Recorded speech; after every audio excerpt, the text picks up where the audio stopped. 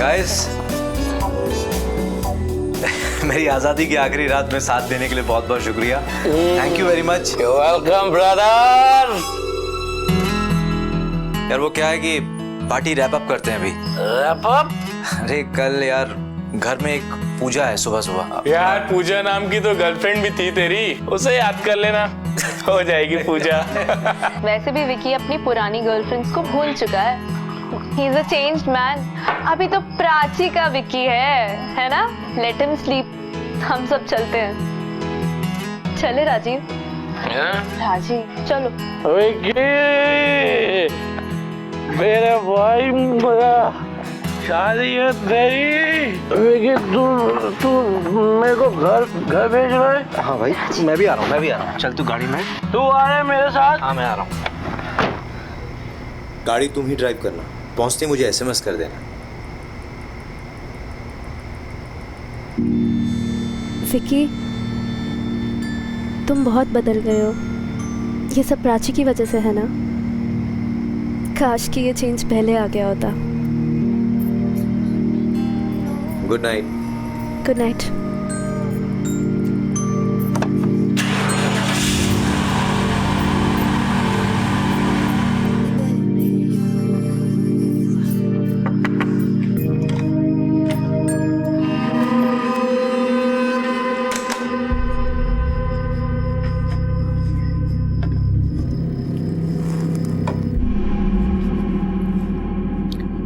शादी मुबारक। अलका, मुझे तुझसे कुछ जरूरी बात करनी है।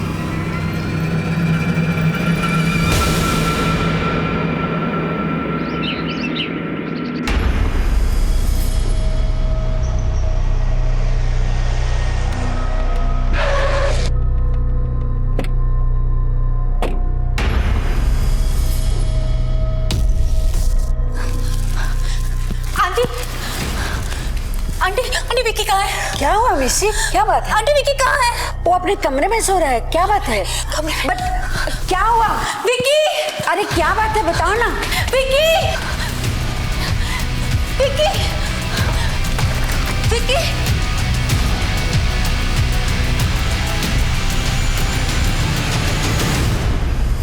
विकी! विकी! आंटी जी ऊपर आइए। क्या हो गया? क्या हो गया मेरे बेटे को? अरे क्या हो गया मेरे बेटे को? विक्की! शादी जिंदगी की एक नई शुरुआत होती है। विक्की उर्फ विक्रांत जायसवाल, उम्र 30 साल। जिस दिन वो एक नई जिंदगी में कदम रखने वाला था, उसी सुबह उसके कमरे में उसकी लाश पड़ी थी। देर रात लगभग 2:45 बजे उसने अपनी बिजनेस पार्टनर अमीशी को एक मेल भेजी थी, जिसके मुताबिक वो आत्महत्या करने वाला था। और उसी रात वो देर तक अपने दोस्तों के साथ था, खुश था। तो फिर अचानक ऐसा क्या हो गया कि उसने खुदकुशी कर ली? बड़ी प्यारी लग रही है मेरी गुड़िया आज, किसी की नजर न लगे। अच्छा अब तू जल्दी से तैयार हो जा, पूजा करनी है, पंडित जी आते ही होंगे।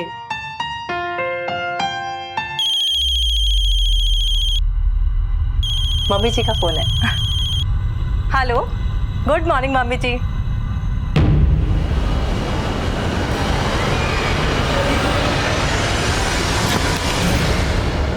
क्या हुआ प्राची?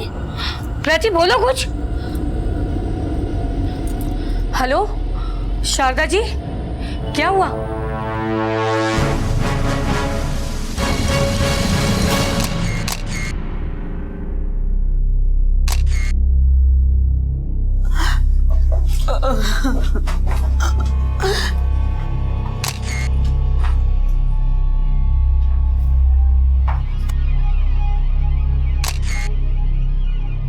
सर पूरा कमरा चेक कर लिया, लेकिन कुछ ऐसा नहीं मिला जिससे ये पता चले कि इसने सुसाइड किया है। ना ही नींद की गोलियां, ना ही जहर के बॉटल्स, जबकि इसके चेहरे का कलर देखकर लगता है कि इसने जहर खाया है। बॉडी को पोस्टमार्टम के लिए भेज दो। Okay sir. उस कमरे में जितनी भी चीजें, ग्लास, बॉटल्स, प्लेट्स, सब फॉरेंसिक लैब भेजो। उस कमरे को सील कर दो। Okay sir. पार्टी के बाद आखिर में इस कमरे में कौन आया था? अलका, रात को तू आई थी ना कमरे में?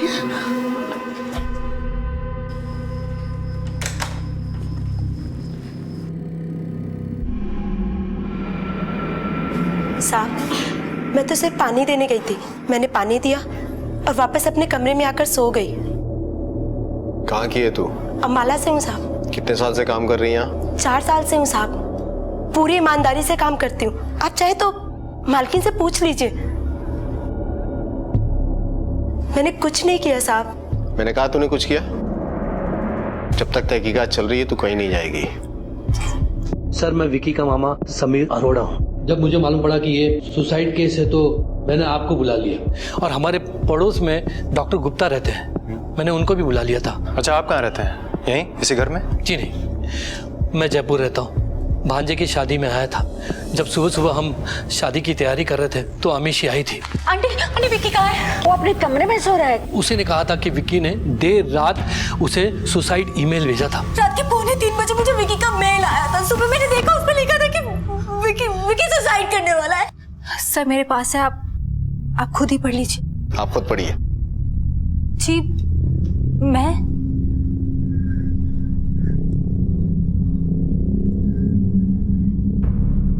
डियर अमीशी, सोचा था तुम्हें भूल जाऊंगा, लेकिन भुला नहीं पाया। प्राची से कल मेरी शादी है, जो मैं करना नहीं चाहता। प्यार तो उससे करता नहीं और उसे ना भी नहीं कह सकता। बहुत देर हो चुकी है। उसके साथ एक झूठी जिंदगी नहीं जीना चाहता। सच में बहुत देर हो चुकी है। मैं सिर्फ और सिर्फ तुमसे प्यार करता हूँ। तुमने तो मेरा हाथ छोड़ दिया उस वक्त जब मुझे तुम्हारी सबसे ज्यादा जरूरत थी। मैंने सोचा था कि जिंदगी की एक नई शुरुआत करूंगा, लेकिन नहीं, ये मुझसे नहीं होगा। तुम्हारी जगह किसी और को नहीं दे सकता। अमीशी, मैं तुम्हारा था, तुम्हारा हूँ और तुम्हारे रहूंगा। बस कर अमीशी, बस कर। आंटी जी, ये सब झूठ है। मेरा विक्की तो इस रिश्ते से बहुत खुश था। वो शादी करना चाहता था। अगर ऐसा रहता तो अपनी माँ से क्यों नहीं बताता? आंटी जी, तुम झूठ बोल रही हो। तुमसे तो विक्की का रिश्ता कब का खत्म हो चुका था। वो तुम्हें भूल गया था। दीदी, तुम्हें भूल गया था मेरा बेटा। दीदी संभाला। अमीशी शायद सही कह रही हो।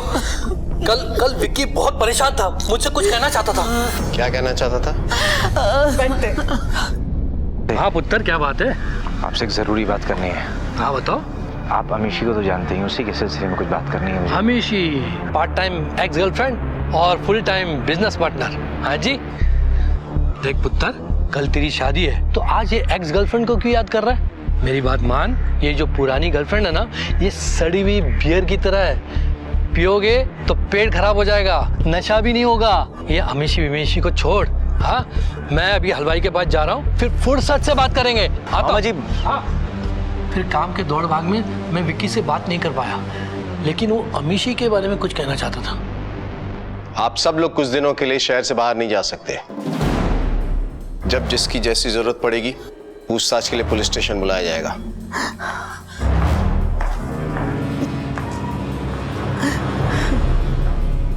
माँ का कहना है कि बेटा शादी से खुश था, लेकिन बेटा अपनी एक्स गर्लफ्रेंड को लिखकर भेजता है मेल में कि वो शादी से खुश नहीं था, इसलिए उसने सुसाइड किया। लेकिन सर, कमरे में ऐसा कुछ मिला ही नहीं, तो फिर सुसाइड किया तो किया कैसे? ईमेल अमीशी को आया था और मामा का भी कहना यही है कि विकी शादी से एक दिन पहले अमीशी के बारे में ही कोई बात करना चाहता था। सिर्फ ईमेल से ही ये साबित नहीं होता कि ये सुसाइड का केस है।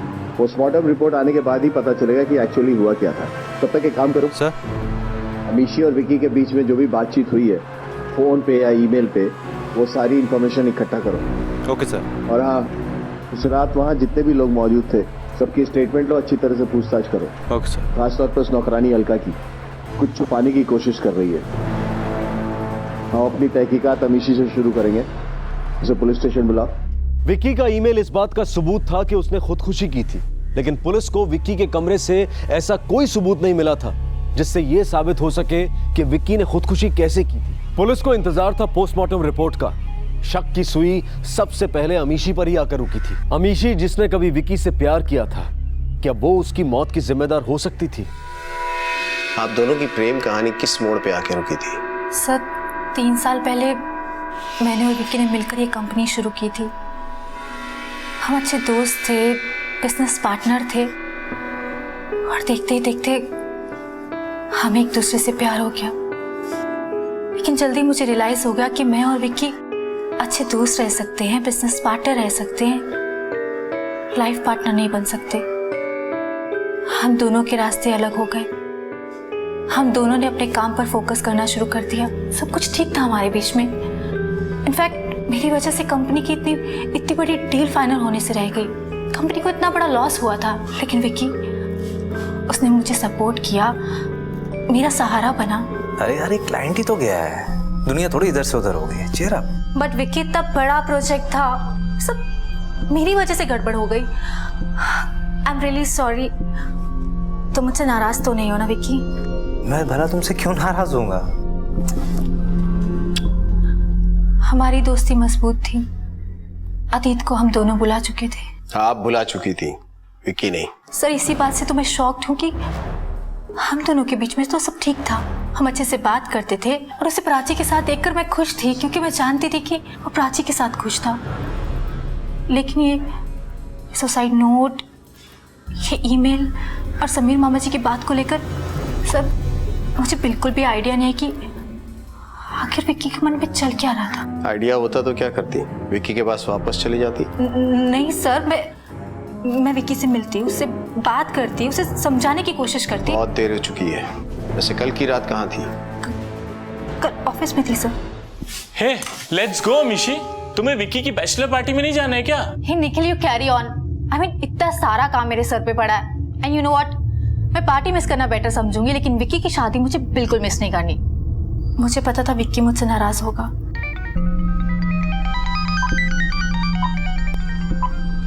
हाय विक्की। क्या अमीशी, कहाँ है यार तू? पार्टी में क्यों नहीं आई? अरे यार, तेरे हिस्से का काम भी मैं ही कर रही हूँ, और वैसे भी मैं कैसे आ सकती हूँ? इतना सारा काम पड़ा है। मैं कल के लिए कोई भी टेंशन नहीं चाहती, क्योंकि कल मुझे तेरी शादी एंजॉय करनी है। चल ठीक है, सी या, टेक केयर, बाय। मैं बैचलर पार्टी पे नहीं जा सकी, क्योंकि मैं देर रात तक ऑफिस में काम करती रही और घर जाकर सो गई थी। आप जो कह रही हैं और जो मेल कह रहा है, वो दो अलग अलग कहानियां हैं। इसमें सच्चाई क्या है और कहानी क्या है, ये तो हम पता लगा ही लेंगे। लेकिन आप एक बात समझ लें, आप इस केस में बहुत बुरी तरह से फंस रही हैं और आपके पास सिर्फ एक रास्ता है। हमें सब कुछ सच सच बताइए। सब मुझे जो पता था मैंने आपको बता दिया, इसके अलावा मैं कुछ जानती नहीं सर। सर, हॉस्पिटल से डॉक्टर का फोन आया था, हमसे कुछ बात करनी है उनको। पोस्टमार्टम से पता चला है कि मौत पोटेशियम साइनाइड की वजह से हुई है। क्या? Potassium cyanide? Yes, dead body की इंडेक्स फिंगर पर और जुबान पर साइनाइड के ट्रेसेस मिले हैं। डॉक्टर साहब, मौत कितने बजे हुई है? रात 1:30 से 2 के बीच। 2:45 के आसपास? नहीं सर, 1:30 से 2 के बीच। रात के 2:45 बजे मुझे विकी का मेल आया था। सुबह मैंने देखा, उसमें लिखा था कि विकी सुसाइड करने वाला है।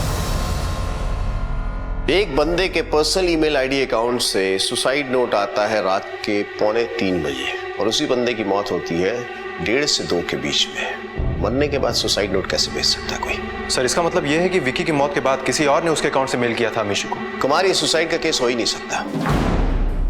वेल प्लान मर्डर केस है। कोई आदमी साइनाइड का इस्तेमाल क्यों करेगा? ये कोई ऐसी चीज तो है नहीं कि मेडिकल स्टोर पे गए, खरीदा, खाया और मर गए। It's a rare chemical.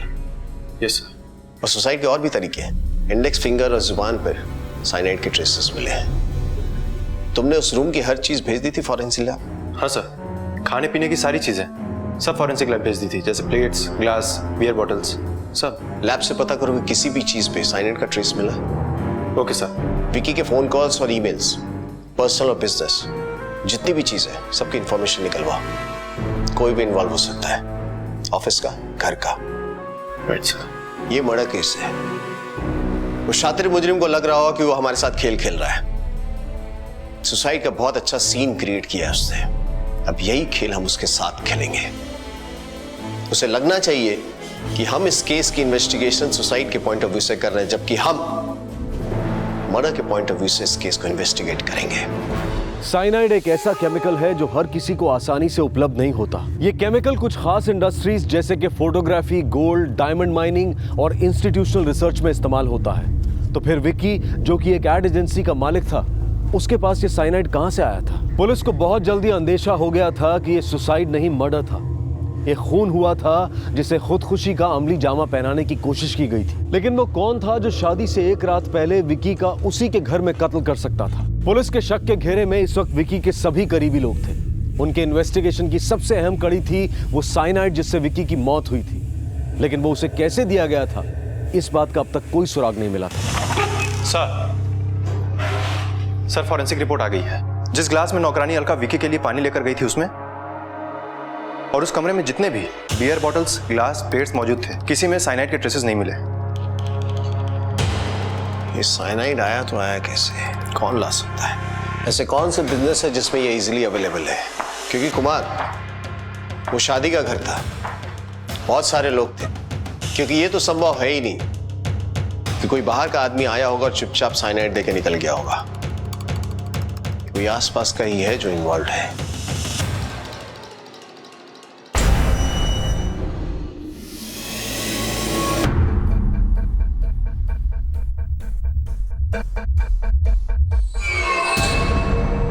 Kumar sir, तुमने विकी के कमरे की हर चीज भेज दी थी फॉरेंसिक लैब? नहीं सर, सिर्फ खाने पीने की चीजें ही भेजी थी। और कुछ किताबें थी और फाइल्स थी, वो भेजी? नहीं सर। उसके कमरे को रिविजिट करो और छोटी से छोटी चीजें भी फॉरेंसिक लैब भिजवाओ। कहीं ना कहीं पोटेशियम साइनाइड के ट्रेसेस मिलेंगे। Okay sir. और हाँ, विकी को आखिरी बार जिंदा उसकी नौकरानी अलका ने देखा था।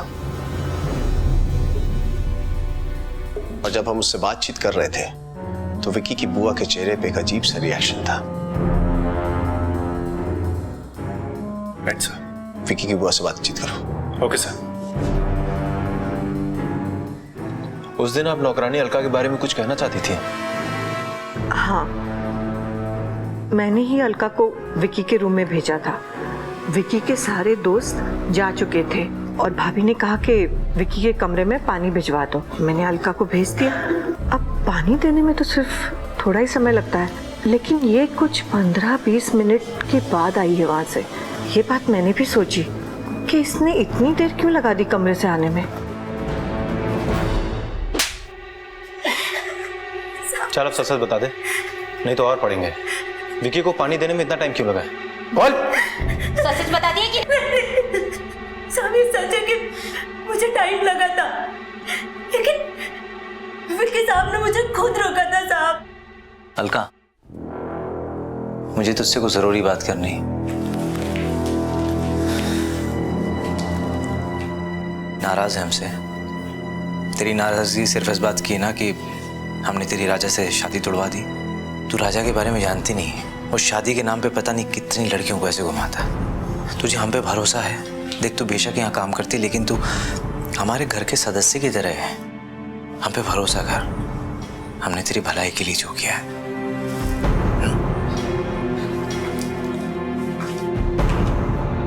वो मेरा भला सोचते थे, तो फिर मैं क्यों मारूंगी उनको? सर, अलका झूठ नहीं बोल रही है। मैंने उसका पूरा बैकग्राउंड चेक करवा लिया है। और सर, वैसे भी इतनी सोची समझी साजिश को अलका कैसे अंजाम दे सकती है? दे सकती है। हो सकता है किसी ने उसे मोहरा बनाया हो। बड़े बड़े घरों के नौकर ऐसी वारदातों को अंजाम दे देते हैं और जिसके बारे में किसी को भनक भी नहीं होती।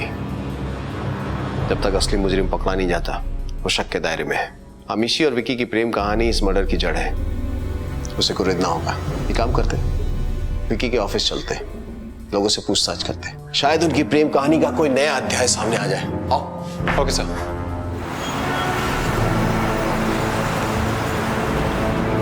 आप तो शुरू से इस कंपनी में विकी और अमीशी के साथ थे ना? जी। दोनों को अच्छी तरह से जानते होंगे? जी। विकी और प्राची की शादी होने वाली थी। इस बात का अमीशी पे क्या असर हुआ था? विक्की मेरा दोस्त था, उसके बारे में झूठ तो नहीं बोलूंगा। बड़ा ही दिलफेक बंदा था वो। यंग था, सक्सेसफुल था, पर बड़ी कम उम्र में ही उसने काफ़ी शोहरत भी हासिल कर ली थी। लड़कियों की भी कमी नहीं थी सर उसको, किसी के साथ लॉयल नहीं था एंड ऑब्वियसली ये बात अमीशी को पसंद नहीं थी। हाँ भाई Rajeev, good morning. Good morning sir. Good morning. Presentation ready? जी सर। कम कैबिन में आओ।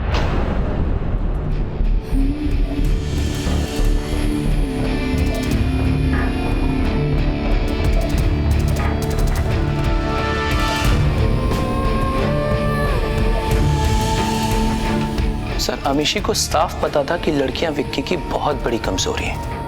ब्रेकअप तो होना ही था और तभी उसकी जिंदगी में प्राची आ गई। सर उसकी लाइफ एकदम से चेंज हो गई। सर विक्की जैसा इंसान 1 साल के अंदर प्राची के साथ सेटल हो जाना चाहता था, पर शायद ये बात अमीशी एक्सेप्ट नहीं कर पा रही थी। अमीशी ये बात एक्सेप्ट नहीं कर पाई, ये आपको कैसे पता चला? अमीशी ने आपको कुछ बताया? बताया तो कुछ नहीं, लेकिन उसके बिहेवियर से पता चलता था। वो जबरदस्ती विक्की को ऑफिस में उलझा कर रखती थी, मीटिंग्स डिले करती थी ताकि विक्की के पास प्राची के लिए वक्त ना रहे, और इस वजह से विक्की भी काफी अपसेट था। इवन वो ये कंपनी डिसॉल्व करने के बारे में भी सोच रहा था। सर उस रात वो बहुत खुश था, इसलिए समझ में नहीं आ रहा है कि उसने सुसाइड क्यों किया। और हम सबको पता है कि वो प्राची से बेहद प्यार करता था, फिर उसने ऐसा क्यों किया? और सर अगर उसने सुसाइड किया भी तो उसने अमीशी को सुसाइड नोट क्यों मेल किया? क्या सच में विकी कंपनी डिसॉल्व करना चाहता था? जी सर, उसने सोचा था। इस बात को लेकर आप दोनों के बीच में कभी कोई झगड़ा हुआ? इन्फॉर्मेशन पहले आपने क्यों नहीं दी हमें? सर मुझे इतना इम्पोर्टेंट नहीं लगा, और वैसे भी विकी कंपनी डिसॉल्व नहीं करना चाहता था। आई एम श्योर प्राची उसे ऐसे करने पे मजबूर कर रही थी। प्राची? पर वो ये क्यों करना चाहेगी? सर मैं आपको अपने और विकी के रिलेशनशिप के बारे में पहले ही बता चुकी हूँ, लेकिन प्राची से मिलने से पहले हम दोनों का रिश्ता खत्म हो चुका था। लेकिन प्राची, उसे लगता था कि विकी और मेरे बीच में अभी भी कुछ है। वो विकी को लेकर बहुत इनसिक्योर हो चुकी थी। उसे बार बार फ़ोन करती थी, उससे पूछती थी कि वो कहाँ है, किसके साथ है, क्या कर रहा है। प्राची की इनसिक्योरिटीज़ बढ़ती जा रही थी और उन दोनों के बीच में टेंशन्स भी। सर विकी को वीडियो चैट करनी पड़ती थी प्राची को ये विश्वास दिलाने के लिए कि वो ऑफिस में ही है। इनफैक्ट मैंने एक बार उन दोनों को झगड़ा करते हुए भी सुना है। सर आई टोल्ड यू ना, तुम इस बिजनेस मीटिंग पे बिल्कुल नहीं जा रहे हो, और वो अमीशी उसके साथ तो बिल्कुल भी नहीं। प्राची मैं थोड़ा बिजी हूँ, बाद में बात करता हूँ। Whatever. सर मुझे पूरा यकीन है कि कंपनी डिसॉल्व करने का आइडिया भी प्राची का ही होगा। विकी ऐसा क्यों करेगा? कंपनी प्रॉफिट में थी, हम दोनों के बीच में बहुत अच्छी अंडरस्टैंडिंग थी, वर्क इक्वेशन था, तो विकी सडनली ऐसा डिसीजन क्यों लेगा? मुझे आपका लैपटॉप चाहिए और ईमेल्स के सारे इंफॉर्मेशन। बट सर वो तो मेरा पर्सनल लैपटॉप है, उसमें कंपनी की फाइल, डिटेल्स, डॉक्यूमेंट्स और कॉन्फिडेंशियल थिंग्स है। आई एम सॉरी, मैं आपको नहीं दे सकती। ये पुलिस केस है, आपके बिजनेस पार्टनर की मौत हुई है। अब तो ना कुछ पर्सनल है और ना ही कॉन्फिडेंशियल। कुमार सर, इनका लैपटॉप साइबर क्राइम में भिजवाओ और पिछले कुछ महीने की जितने भी इंफॉर्मेशन है वो रिट्रीव करो। Okay sir. आप जा सकती हैं। जी। जरूरत पड़ेगी तो दोबारा बुलाएंगे आपको। Thank you sir. इनके साथ जाओ। इंटरेस्टिंग। राजीव कहता है कि प्राची को लेकर अमीशी इनसिक्योर थी। अमीशी का कहना है कि प्राची इनसिक्योर थी। राजीव कहता है कि विकी इस कंपनी को डिसॉल्व करना चाहता था। अमीशी कहती है कि प्राची का प्रेशर था। हो सकता है विकी भी अपने मामा जी से इसी बात को लेकर कुछ बात करना चाहता हो सकता है सर। विकी के फोन कॉल की डिटेल्स आ गई है। उस रात विकी के फोन पे आखिरी कॉल प्राची शर्मा का था, रात 1:30 बजे। डॉक्टर साहब, मौत कितने बजे हुई है? रात 1:30 से 2 के बीच। प्राची अभी किसी सवाल का जवाब देने की हालत में नहीं है। हम आपकी बात समझ सकते हैं, लेकिन मेरा उससे बात करना बेहद जरूरी है। प्राची अभी बहुत सदमे में है, जो होना था सो हो गया। केस को इन्वेस्टिगेट करना हमारी ड्यूटी है। विकी के साथ उस रात क्या हुआ ये हमें जानना है, और इसके लिए आपकी बेटी प्राची से बात करना बेहद जरूरी है। उस रात विक्की से जिसकी बात हुई थी लास्ट, वो आप थी। जब आपकी बात हुई तो आपको जरा सा भी एहसास हुआ कि कुछ ऐसा कर बैठेगा? नहीं, बिल्कुल नहीं। वो तो बहुत खुश था उस रोज रात हम दोनों सोने से पहले एक दूसरे से बात करते थे। उस रात भी? यस माय स्वीटहार्ट, कैसी हैं आप Miss Prachi Sharma? Just waiting to become Mrs Jaiswal. बस अब कुछ ही घंटों की तो बात है। और हाँ, मेरे वहां आने के बाद में मैं तुम्हें रात को ऑफिस का काम नहीं करने दूंगी। अरे मेरी जान, तुमसे शादी करने के बाद वैसे ही मुझे टाइम नहीं मिलेगा ऑफिस का काम करने का। झूठे? अच्छा, तुम जानती नहीं हो विकी जायसवाल अपनी जबान देता है तो मुकरता नहीं। हाँ हाँ मैं जानती हूँ। अच्छा चलो आप जल्दी से सो जाओ, कल सुबह से रस्में भी शुरू हो जाएंगी। अरे एक छोटा सा काम बाकी रह गया है, वो अमीशी ने फाइल भेजी है, बस एक बार देख लूं। अब शादी के बाद तो वैसे भी टाइम मिलने वाला नहीं है फाइलें देखने का। बस 10 मिनट में सोता हूँ मैं, तुम सो जाओ, ठीक है? Good night. Bye, good night. Vicky के नेचर को देखते हुए और ये जानते हुए कि उसकी एक्स गर्लफ्रेंड अमीशी उसकी 50% बिजनेस पार्टनर थी, आपको जरा सी भी इस बात की तकलीफ थी? शुरू में थोड़ी इनसिक्योरिटी फील होती थी, लेकिन बाद में विक्की ने मुझे पूरा विश्वास दिलाया कि वो मुझे बहुत प्यार करता है। वो फ्लर्टी जरूर था, लेकिन झूठा नहीं था। अगर वो मेल उसकी मेल आईडी से नहीं आया होता ना, तो शायद मैं ये कभी विश्वास ही नहीं करती कि वो नोट विक्की ने लिखा है।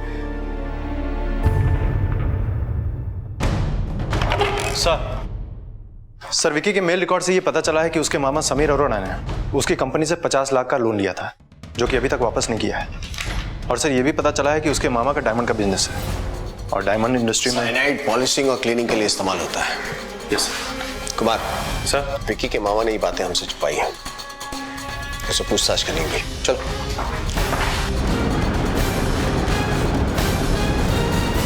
आपके भांजे की मौत साइनाइड की वजह से हुई है। आप डायमंड मर्चेंट हैं, समझ रहे मैं क्या कह रहा हूँ? आप शक के दायरे में हैं।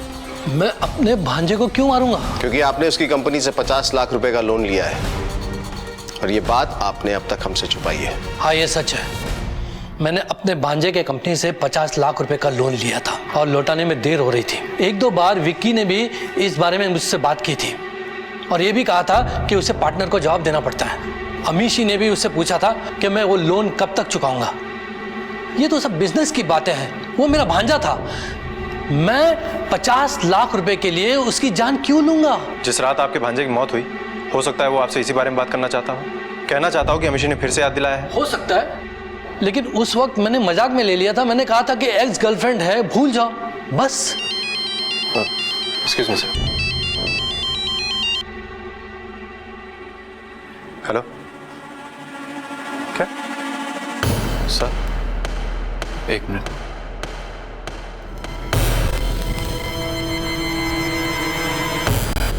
सर मैंने अमीशी का लैपटॉप चेक किया, उसके ईमेल अकाउंट से पता चलता है कि उसने डायमंड कंपनी का एक वेबसाइट बनाया था और उसी वेबसाइट से उसने साइनाइड का ऑर्डर प्लेस किया था 15 दिन पहले, जिसकी डिलीवरी उसके ऑफिस में ही हुई थी। और सर जब हमारी टीम वहाँ पर पहुंची तो पता चला वहाँ पर ऐसी कोई कंपनी है ही नहीं। इसका मतलब कि अमीशी ने नकली वेबसाइट बनाकर वो साइनाइड परचेस किया है। अगर विक्की के मामा अमीशी के साथ प्लान में शामिल हैं तो साइनाइड खरीदने के लिए उन्हें इतनी लंबी यात्रा तय करने की जरूरत ही नहीं पड़ेगी। काम करो, अमीशी को बुलाओ, सच क्या है वही बताएगी। सर कौन सी डायमंड कंपनी और कौन सा साइनाइड परचेज? आप क्या कह रहे हैं? मुझे कुछ भी समझ में नहीं आ रहा है। आपके लैपटॉप से ही इंफॉर्मेशन मिली है। हमें साइनाइड का सैंपल ऑर्डर भी प्लेस किया था तुमने। सर मुझे नहीं पता ये सब किसने किया और क्यों किया। सर फॉरेंसिक लैब्स एक्सपर्ट हैं, हमको बुलाया।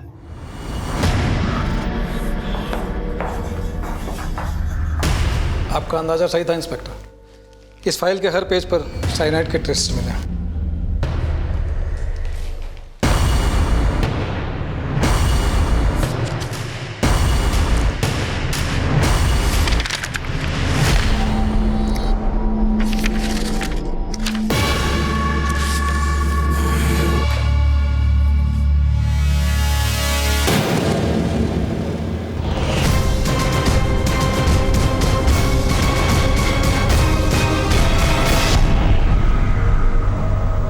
फोरेंसिक टेस्ट से सामने आया कि साइनाइड के ट्रेसेस उस फाइल पर थे जो मौत की रात विक्की के पास थी। कोई था जो जानता था कि विक्की उस रात फाइल को देखेगा और उसके पन्ने पलटेगा। साइनाइड उसी ने लगाया था, मगर वो शातिर दिमाग था कौन? किसने वो फाइल्स भेजी थी? सर विक्की के ऑफिस में मैंने पता किया है, वो फाइल राजीव ने ही विक्की को दी थी और उसने ये भी कहा था कि अमीशी ने वो फाइल भिजवाई है। और सर उसने ये भी कहा था कि अमीशी चाहती है वो रात में ही पेपर्स पे साइन करते हैं। सर अमिशी ने ही फर्जी डायमंड कंपनी की वेबसाइट बनाई और उसने साइनाइड का ऑर्डर प्लेस किया। सर उसके पास खून करने का मकसद भी है। विक्की कंपनी डिसॉल्व करना चाहता था जिसमें अमिशी को नुकसान होता और विक्की के रास्ते से हट जाने पर अमिशी को वो सब कुछ मिल सकता था। और फिर प्लान के मुताबिक अमिशी ने वो सुसाइड नोट खुद को ही मेल किया। नहीं कुमार, मुझे नहीं लगता कि अमिशी इसमें गुनहगार है। कोई और है जो हमें गुमराह करने की कोशिश कर रहा है। ये ईमेल भी हमें गुमराह करने के लिए था। अमिशी को फंसा कर भी वो हमें दोबारा गुमराह करने की कोशिश कर रहा है, क्योंकि अगर ये अमिशी का प्लान होता तो विक्की के मौत के बाद सबसे पहले वो पहुंची थी कमरे में। वो चाहती तो फाइल्स हटा देती, सबूत मिटा देती, लेकिन ऐसा हुआ नहीं। जो भी है वो चाहता था कि हमारे हाथ में फाइल्स लगे और अमिशी फंस जाए इस केस में। कुमार सर, राजीव के पीछे खबरें लगवाओ, उसके फोन कॉल रिकॉर्ड्स निकलवाओ। हो सकता है वही इस मर्डर के पीछे हो। Okay sir. विक्की और राजीव के बीच में कोई अनबन या किसी बात को लेकर कोई तनाव? सर राजीव की पत्नी माया और विक्की के बीच कुछ था। तुम बहुत बदल गए हो। ये सब प्राची की वजह से है ना? काश कि ये चेंज पहले आ गया होता। बात दरअसल माया की शादी से पहले की है और उसके बाद ना तो कभी माया ने पलट कर देखा और ना तो कभी विक्की ने। पर हाँ, कुछ महीनों पहले ही अभी गेट टुगेदर में नशे में राजीव ने बहुत ही बड़ा हंगामा खड़ा कर दिया। My dear friend Vicky Jaiswal, तुम्हें पता है कुछ दिनों में शादी कर रहे हो तुम। हैप्पी या एक्साइटेड? हाँ। और तभी अचानक से शादी के कुछ दिन पहले तुम्हें पता चल जाए कि तुम्हारी वाइफ का किसी के साथ अफेयर था।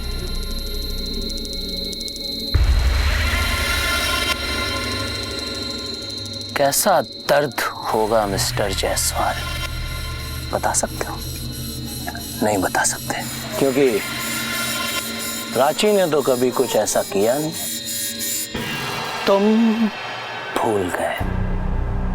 एंड माय स्वीट वाइफ माया, तुम भी भूल गई, पर मैं नहीं भूला कि तुम दोनों का मेरी शादी से पहले तकड़ा अफेयर था।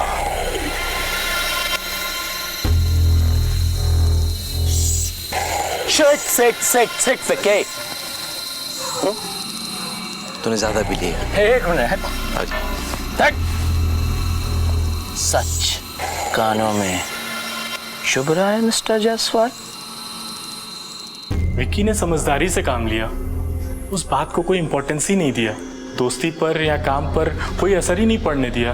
बिजनेस को लेकर दोनों में कोई दुश्मनी? नहीं सर, इस कंपनी में विक्की और अमिशी के बाद राजीव ही सबसे सीनियर है। विक्की और अमिशी को राजीव पर बेहद भरोसा था। उनके बीच बिजनेस को लेकर कोई टेंशन नहीं थी। विक्की की मौत से और अमिशी की जेल चले जाने से सिर्फ एक जन को फायदा है, वो है राजीव।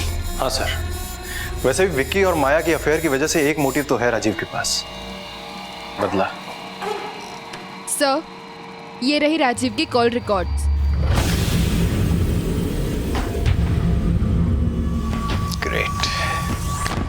मिस्टर राजीव, जिस रात आपके दोस्त विक्की की मौत हुई थी, उस दिन आपने उसकी होने वाली पत्नी को एक मैसेज भेजा था, गुड नाइट। सर, मैं आपको पहले भी बता चुका हूँ, उस रात में नशे में था और नशे की हालत में क्या किया कुछ याद नहीं। सर, मेरी वाइफ कार चला रही थी, हो सकता है गलती से कोई मैसेज चला गया हो। आज तो नशे में नहीं हो ना? सर, कैसी बातें कर रहे हैं आप? नहीं मतलब अगर आज मैसेज भेजा तो नशे में तो नहीं होगा वो, है ना? पर सर, मैसेज क्यों भेजना? फोन है, फोन है, फोन निकालो। लेकिन सर जरूरत। कुमार सर, एक मैसेज टाइप करो। पुलिस को हम पे शक हो गया है, संभल के रहना। और ये मैसेज प्राची को भेजो। पर सर किस चीज का शक? भेज दिया सर, सेंड हो गया गलती से। कोई गलती नहीं, फोन तो आएगा नहीं ना, हैं? टेंशन क्यों ले रहा है?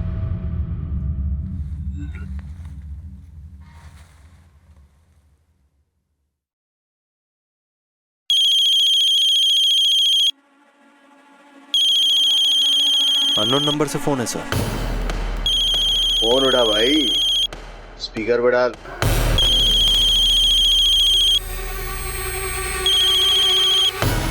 हेलो राजीव, प्राची है। हाँ। यू फूल, ऐसा क्या किया तुमने जो पुलिस को शक हो गया? सब कुछ तो प्लान के मुताबिक ठीक चल रहा था। पुलिस चाहे कितने भी सवाल पूछे, तुम अपना मुंह बंद रखना, वरना क्या प्राची शर्मा?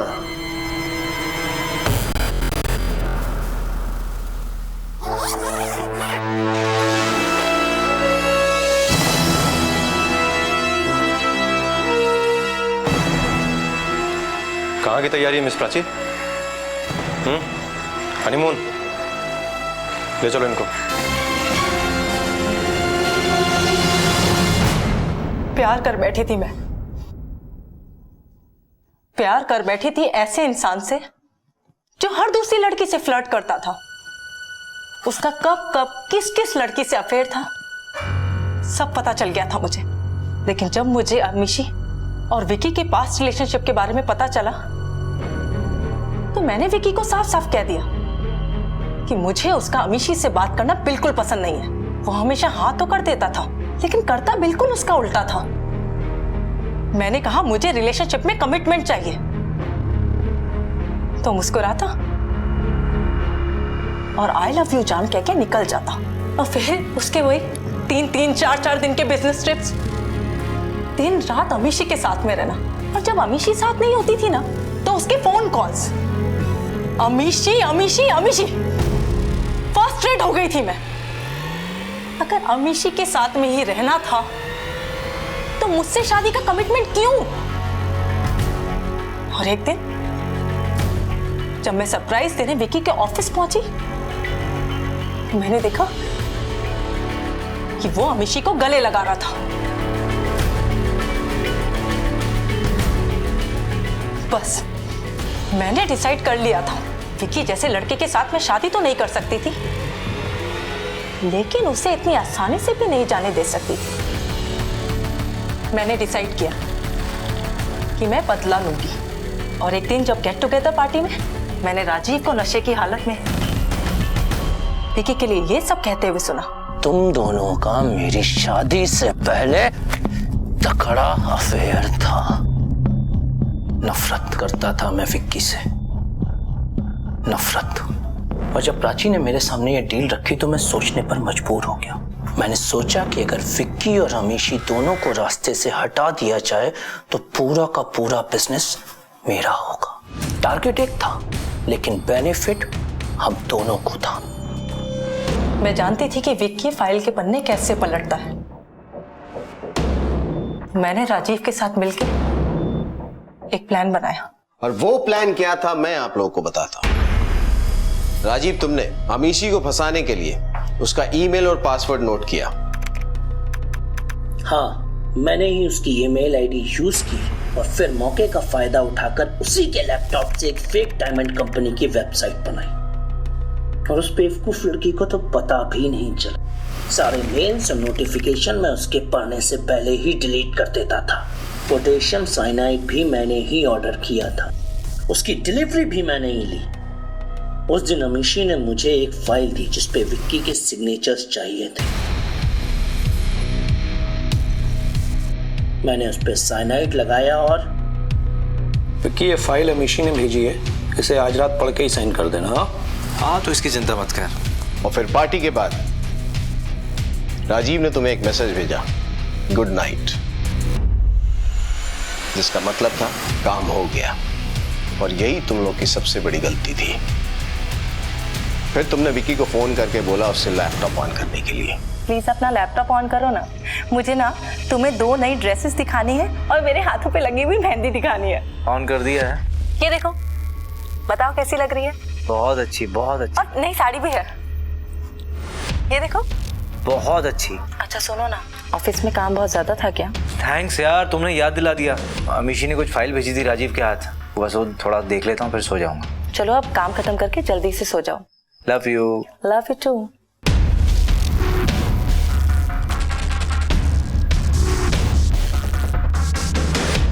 और चूंकि विकी का लैपटॉप ऑन था, software engineer cum hacker Miss Prachi Sharma, तुमने विकी के ईमेल से अमीशी को एक सुसाइड मेल भेजा।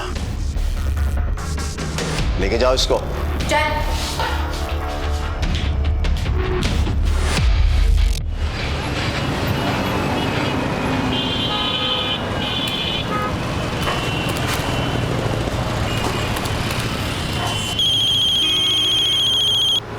हेलो, गुप्ता जी बोल रहे हैं। हेलो मयूर, तुम्हारा बेटा है ना? हाँ है तो। तुम्हारे बेटे को हमने अगवा कर लिया है।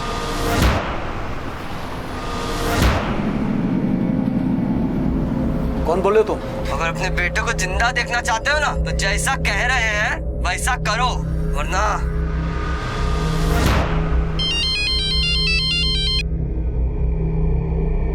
हेलो। हेलो। हाँ भाई बोल रहा है। तुम्हारा बेटा दीपक हमारे कब्जे में,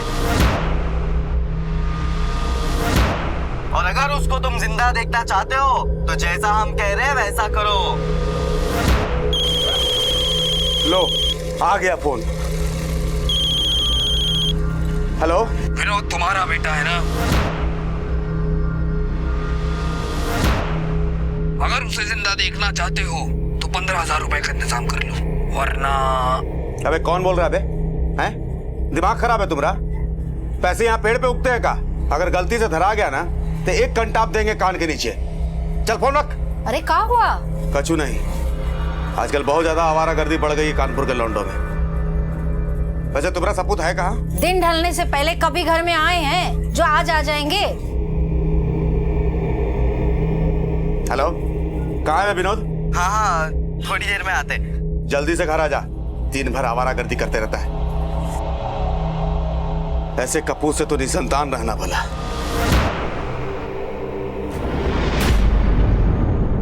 अपहरण, धमकी और फिरौती। कानपुर शहर में 3 अलग अलग लोगों को लगभग एक ही वक्त पर एक ही जैसे फोन आते हैं। तीनों को एक ही संदेश, आपके बेटे का अपहरण हुआ है। क्यों हुआ था उनका अपहरण और कौन था इसका सूत्रधार? क्या वाकई कोई 15,000 जैसी मामूली रकम के लिए किसी का अपहरण कर सकता था? क्या विनोद के पिता सरजू को इसे गंभीरता से लेना चाहिए था? साहब, शाम के 5 बजे एक फोन आया रहा, कहा कि हमारा बच्चा उसके कब्जे में। हम फोन पे उसको छाड़ दिए। हमको लगा कि कोनो मजाक कर रहा होगा हमारे साथ। फिर हम विनोद को फोन किए। कहाँ है विनोद? हाँ थोड़ी देर में आते। जल्दी से घर आ जा, दिन भर आवारागर्दी करते रहता है। साहब रात के 12 बज गए लेकिन अभी तक आया नहीं। कोई फोटो है आपके बेटे की? हाँ साहब।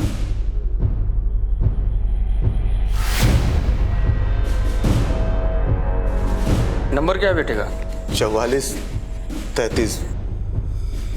फोन आया शाम को 5 बजे, आने आए रात के 12 बजे। साहब हम सोचे कि कोई 15,000 के लिए हमारे बेटे का अपहरण काहे करेगा?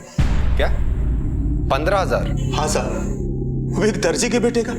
हम आसपास में लोगों से पूछताछ भी किए लेकिन कुछ पता नहीं चला। साहब हमारी मदद कीजिए साहब, कुछ भी करके हमारे बेटे को ढूंढ दीजिए। कौन से स्कूल में पढ़ता है? शासकीय उच्चतर माध्यमिक विद्यालय स्वरूप नगर में है ना। उसके दोस्त कौन कौन है? उसके सारे दोस्तों के बारे में तो हम नहीं जानते हैं ना। हाँ, वो दीपक और मयूर। इनकी शिकायत दर्ज करो। सर। कोई 15,000 रुपए मांगता है, बाप डांट देता है, उसके बाद उसकी अपने बेटे से बात भी होती है। बेटा कहता है कि वो घर आ रहा है, लेकिन फिर ना बेटा घर आता है और ना कोई फिरौती का कॉल। सर 15,000 रुपए के लिए बहुत मामूली रकम है, वो भी एक टेलर से। फिरौती का फोन जिस नंबर से आया था उस नंबर को ट्रेस करो और उसकी लोकेशन का पता करो। सर। विनोद के फोन पर लगातार फोन करते रहो और उसकी लास्ट लोकेशन पता करो। कल सुबह स्कूल जाकर उसके दोस्तों से मिलना पड़ेगा।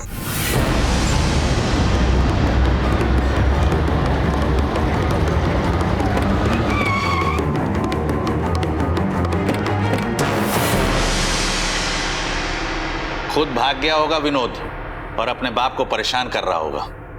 अरे एक नंबर का शैतान लड़का है वो। पहली कक्षा से जानते हैं हम उसको। पढ़ाई लिखाई में जरा भी ध्यान नहीं। धक्के मार मार के इन लोगों को पास करना पड़ता है। उसके दो दोस्त हैं, मयूर और दीपक। उनके बारे में क्या बता सकते हैं आप हमें? चोर चोर मौसेरे भाई, इन तीनों ने स्कूल की नाक में दम कर रखा है। वो अपने मास्टर हैं दुबे जी, उन्होंने हमसे शिकायत की तो इन लोगों ने मिलकर मोटरसाइकिल पंचर कर दिया।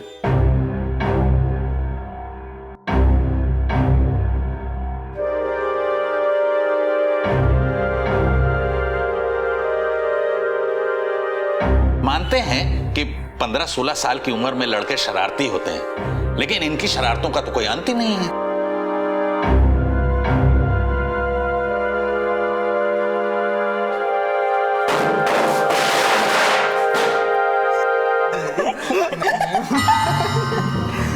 क्या पढ़ाई हो रही?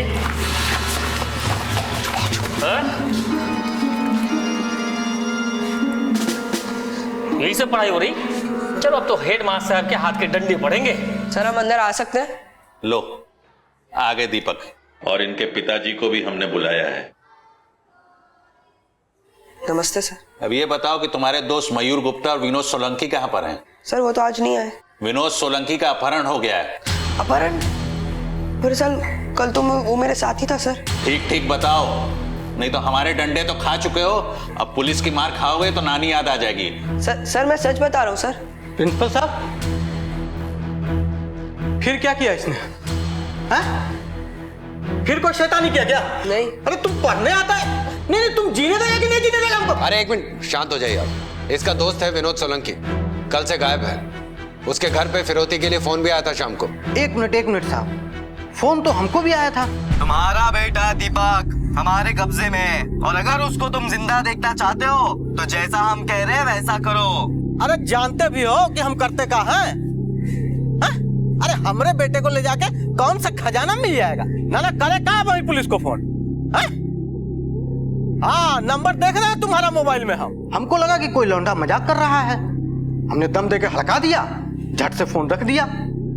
दीपक भी चले आया शाम को तो हमने भी ध्यान नहीं दिया। कितने बजे आया था फोन? वही कुछ 5-5:15 हो रहा होगा। जिस नंबर से इन्हें फोन आया था वो नंबर नोट करो। सर आप हमें मयूर गुप्ता का एड्रेस दे दीजिए, और दीपक को हम अपने साथ ले जा रहे हैं पूछताछ करने के लिए। आपको भी हमारे साथ चलना होगा। शाम के करीब 5 बजे होंगे जब फिरौती के लिए फोन आया था। हेलो गुप्ता जी बोल रहे हैं। तुम्हारे बेटे को हमने अगवा कर लिया है। कौन बोल रहे हो तुम? अगर अपने बेटे को जिंदा देखना चाहते हो ना तो जैसा कह रहे हैं वैसा करो। आधे घंटे में 50,000 लेके पहुंच जाओ। अरे भैया 50,000 कहाँ से लाएंगे हम? जैसा कह रहे हैं वैसा करो, वरना। नहीं भैया नहीं, हमारे बेटे को कुछ मत करना। देखो हम कुछ ना कुछ करते हैं। भैया थोड़ा हमारे बेटे से बात तो कराओ, वो ठीक तो है ना? Hello hello hello hello. हम बहुत घबरा गए थे, जैसे तैसे करके 50,000 रुपए का इंतजाम किए और फिर फोन का राह देखने लगे।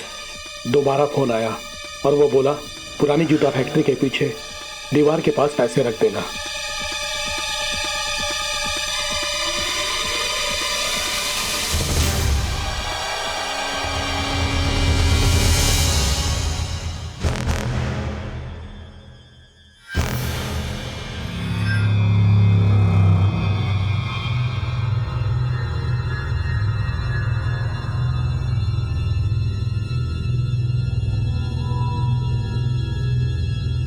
अब फिर थोड़ी देर बाद ये घर आ गया। हम इसको पूछे कि कहाँ था, कौन लेके गया था, तो ये बोला कि दीपक के साथ था, इसका अपहरण नहीं हुआ था। तो हम बोले अरे गधा, तो तुम्हारा फोन क्यों बंद था? तो ये बोला कि फोन का बैटरी खत्म हो गया। इतना सब कुछ हो गया और आपने पुलिस में रिपोर्ट नहीं की? तो साहब हम सोचे कि बच्चा सही सलामत घर आ गया है तो अब जो पैसा गया सो गया, अब काहे मुसीबत मोल लें। अगर उस वक्त फोन करते तो ना पैसा जाता ना विनोद गायब होता। ऐसी बातों से मुजरिमों को बढ़ावा मिलता है। अब पुलिस स्टेशन आके रिपोर्ट दर्ज करवाइए आप, और इन दोनों को हमारे साथ चलना होगा। लेकिन पूछताछ करनी है इनसे। ये कहानी शुरू हुई थी एक 15 साल के लड़के विनोद के घर ना लौटने से, और अब पुलिस के सामने एक और पहलू आया था। जिन 3 बच्चों के अपहरण के फोन आए थे वो तीनों दोस्त थे और बेहद शरारती थे। अपहरणकर्ता ने मयूर को वापस भेज दिया था, जिसके लिए उसके पिता अशोक गुप्ता ने फिरौती की रकम दी थी। दूसरा बच्चा दीपक भी घर लौट आया था, हालांकि उसके पिता बंसी ने फिरौती की रकम नहीं दी थी। तो फिर तीसरा बच्चा विनोद अब तक घर क्यों नहीं लौटा था? क्या वो अपहरणकर्ता के पास ही था? आखिर मकसद क्या था और कौन था ये अपहरणकर्ता? अशोक गुप्ता अगर सही वक्त पर इस अपहरणकर्ता की जानकारी पुलिस को दे देते तो शायद विनोद भी आज अपने दोस्तों की तरह घर पर होता। शायद पुलिस विनोद की कुछ मदद कर पाती। सर, मयूर, विनोद और दीपक ये तीनों दोस्त हैं। इनमें से हर एक के पिता को फिरौती के लिए फोन जाता है और रकम मांगी जाती है 15,000 और 50,000, जिसकी जितनी हैसियत। मतलब साफ है सर, इनमें से कोई है जो इन तीनों परिवारों को जानता है। अशोक गुप्ता ने फिरौती की रकम जहां पर रखी थी तुम वहां पर जाकर पूछताछ कर। मैं दीपक और मयूर से बात करता हूँ। सर। तो तुम लोग हमेशा साथ में रहते हो? जी हाँ सर। कल शाम को भी साथ में थे? जी सर। कहाँ पर और किस वक्त? कल स्कूल से साथ ही निकले थे हम। और फिर वहाँ से कहाँ गए? सर, हम तीनों अपने अड्डे पर। अड्डा? सर, स्कूल के पीछे मंदिर है ना, तो वहाँ रोज तलैया पे जाके बैठते थे। कल शाम को जब तुम लोग वहाँ पर गए थे तो तुम्हारे साथ कौन कौन था वहाँ पर? हम, दीपक, विनोद और संजू भैया। ये संजू कौन है? संजू भैया गैराज में काम करते हैं। तुम लोगों के दोस्त हैं? नहीं सर, हमारे दोस्त ही विनोद के दोस्त हैं और हमारे स्कूल को 5 साल पहले छोड़ भी चुके थे। लेकिन जो कहिए सर, संजू भैया हैं एक नंबर के जुगाड़ू।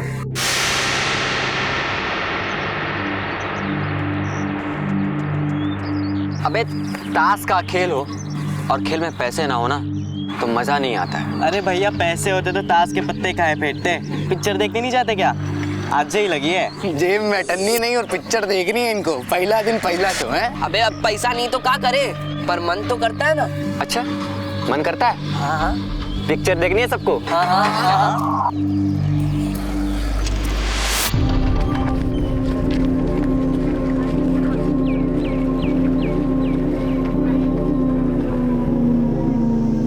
अरे भैया गिर जाएंगे। अरे तो गिर जाओ ना, इसमें क्या होता है? क्या कर गिर जाएंगे नीचे। भैया, तुमने तो कमाल कर दिए। गुरु हो तुम, गुरु। इतने में तो पिक्चर भी हो जाएगी और हफ्ते भर की मौज मस्ती भी। मगर गुरु, ये तो चोरी है ना, कभी पकड़ लिए गए तो? अबे तुम शांत रहो, डरपोक हो तुम। चलो भैया, पिक्चर चलते हैं, लेकिन एक सिगरेट तो मार लेने दो हमको। तो सिगरेट लो, तुम भी पियो। घर जाके मार खानी है का? अरे एक कस में क्या होता है? मुंह से महक गई तो? तुम रहने दो। भैया माहिर थे पैसे बनाने में, एक से बढ़कर एक आइडिया पता नहीं उनके दिमाग में कहाँ से आते रहते थे। और विनोद भी उनके साथ मिलकर ऐसी जुगाड़े करने लगा था। बहुत भूख लगी है यार, समोसे खाने की इच्छा हो रही है, लेकिन साला जेब तो कल ही खाली हो गया था। संजू भैया, तुम खिला दो, अब तो तुम कमाते भी हो। अबे हम कौन सा डेली हरा पत्ता कमाते हैं? आज हमारी भी जेब खाली है, अभी कुछ मत बोलो। अबे एक आइडिया है, लेकिन तुम लोग का ना हमारा साथ देना होगा बेटा। बताओ, मंजूर है? हाँ मंजूर है। तो चलो फिर, चलो आजा। हाँ तो लिया। समोसा 5 रुपया। भैया, एक समोसा है 5 रुपए का, और तो 1000 का हुआ 5000। और ये बर्फी दे रहे 200 रुपया किलो। बगल वाली दुकान में रेट कम था ना? हाँ, वहाँ तो 5.25 में राजी था, और बर्फी का तो 2.25 बोला था ना। हाँ, यहाँ रेट बहुत ज्यादा है। चलो यहाँ से। चलो। भैया रुको तो सही, कितना समोसा चाहिए? पूरा 1000। कल इनके स्कूल में फंक्शन है, मास्टर जी कहे हैं कि आसपास के जितने भी हलवाई की दुकान है जाकर भाव पता कर लो, जहाँ पे अच्छा लगे ले लेंगे। लेकिन भैया आपके दुकान पे ना भाव बहुत ज्यादा है। चलो चलो यहाँ। अरे भैया रुको तो सही, अंदर आजा, अंदर आओ।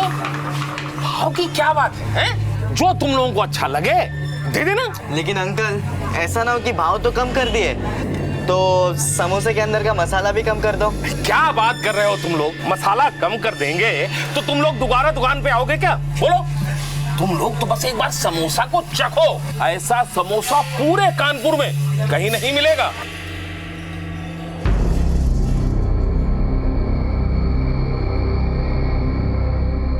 हाँ तो समोसा बढ़िया है ना? हैं? चखने के पैसे नहीं लूंगा मैं। हैं? हाँ, बिल्कुल चिंता ना करो। बस एक काम करना, ये ऑर्डर पक्का करवा देना। हाँ, मास्टर जी जैसे ही बोलेंगे हम तुरंत आ जाएंगे। अच्छा अंकल, एक काम करो ना, मास्टर जी के लिए भी समोसे भिजवा दीजिए, उनको भी टेस्ट करवा देंगे। हाँ, अरे एक क्यों, दर्जन भर समोसा लेकर जाओ। गोविंद,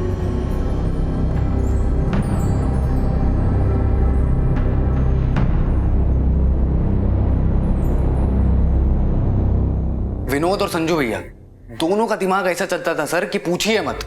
अच्छा, अगर वो लोग ऐसे थे तो तुम लोग कौन से भोले भंडारी हो? वो आइडिया लेकर आते थे तो मस्ती तुम लोग भी करते थे ना?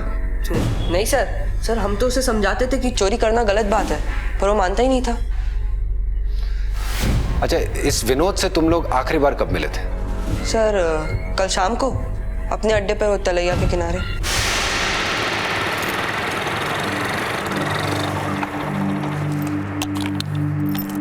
क्यों भाई लोग, चला नहीं है? भैया हमारे पास तो लाइसेंस नहीं है, हम कैसे चला सकते हैं? अरे जब तक लाइसेंस का इंतजार करेंगे तब तक मोटरसाइकिल थोड़ी रहेगी हमारे पास। और वैसे भी संजू भैया सर्विसिंग के बाद गाड़ी निकाले, एक राउंड ले लो। नहीं, हम नहीं चलाएंगे। रहने दो तुम, चलो संजू भैया हम चलाते हैं गाड़ी। बाय दोस्तों, चलो। फिर क्या सर, भैया लेगा विनोद को अपने साथ? और तभी एकदम अचानक से हमारे पापा का फोन आया। तो कभी हमें फोन करते ही नहीं थे, उन्होंने डांटा तो हम अपने घर चले गए। और हमारी भी बैटरी जा चुकी थी सर फोन की, तो हम भी वहाँ नहीं रुके और घर हो लिए। संजू का कोई फोटो है तुम्हारे पास? हाँ सर, मोबाइल में है सर। इस संजू का एड्रेस और फोन नंबर इन लोगों से ले लो और इसके फोन को सर्वेलेंस में लगाओ। Okay sir. तुम लोग जा सकते हो।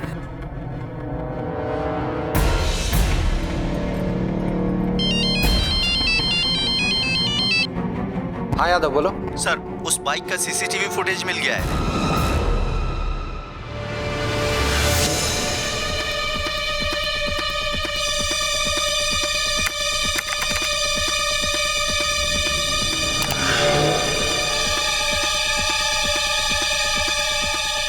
सर ठीक से तो 0 और 4 ही नजर आ रहा है। आरटीओ से इस कलर के सारे मोटरसाइकिल्स के रजिस्ट्रेशन डिटेल्स निकलवाओ जिनका नंबर 04 में एंड होता है। और इस संजू के बारे में सब कुछ पता लगाओ, कहाँ रहता है, किस गैरेज में काम करता है। इस विनोद का भी अभी तक कुछ पता नहीं चला और ये विनोद आखिरी बार संजू के साथ दिखाई दिया था। सर हो सकता है कि विनोद को संजू ने कहीं छुपा रखा हो। यह भी तो हो सकता है कि विनोद संजू के साथ उसके प्लान में शामिल हो और फरार हो गया।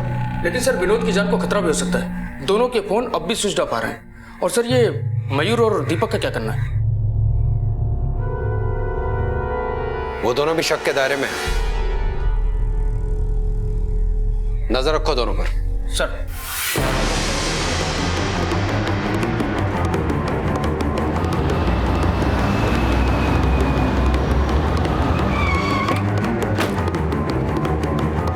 संजू यहाँ काम करता है? संजू? हाँ साहब। कहाँ बात है साहब? कहाँ है वो आगरा गया है किसी को छोड़ने के लिए। आगरा गया किसी को छोड़ने? हाँ, वो ड्राइवरी करता है ना साहब। किसके साथ गया है? ये तो नहीं मालूम है साहब, वो तो यहाँ पे दिहाड़ी पे काम करता है ना साहब, बोल के चला जाता है। अब हम नहीं पूछते हैं ना कि किसके साथ जाता है वो जैसे आता है हमें तुरंत इन्फॉर्म करो। हाँ साहब।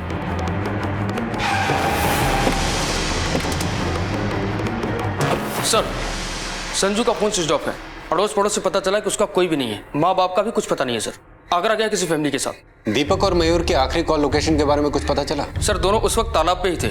विनोद के पिताजी को फिरौती के लिए जो कॉल्स गई हैं वो नंबर पीसीओ का है, जो उसी गैरेज के पास है जिसमें संजू काम करता है। सर सारे सबूत संजू को शक के घेरे में लाते हैं और सर वो गायब है और उसके खिलाफ कोई क्रिमिनल रिकॉर्ड भी नहीं है। मेरा अनुमान है कि ये काम किसी नौसिखिए का हो सकता है सर। संजू की इन तीनों से दोस्ती थी, जाहिर सी बात है कि उसके पास इन फैमिली वाले के नंबर तो होंगे ही। हो सकता है कि दोनों साथ में हो और मजे कर रहे हो। मयूर के बाप से पैसा तो इन दोनों को मिल ही गया था। एक काम करो, आगरा पुलिस को कांटेक्ट करो और विनोद और संजू की डिटेल्स इन्हें भेजो। हमें इन दोनों के बारे में जल्द से जल्द जानकारी चाहिए। चल।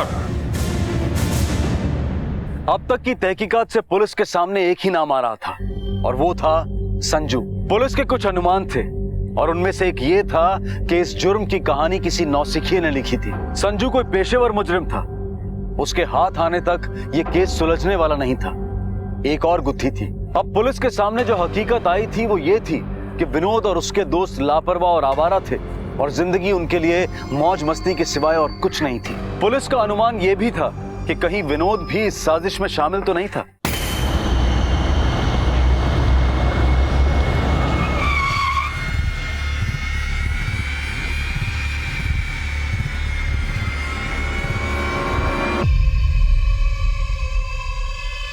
चलो पीछे हटो प्लीज। सेट पीछे हटो।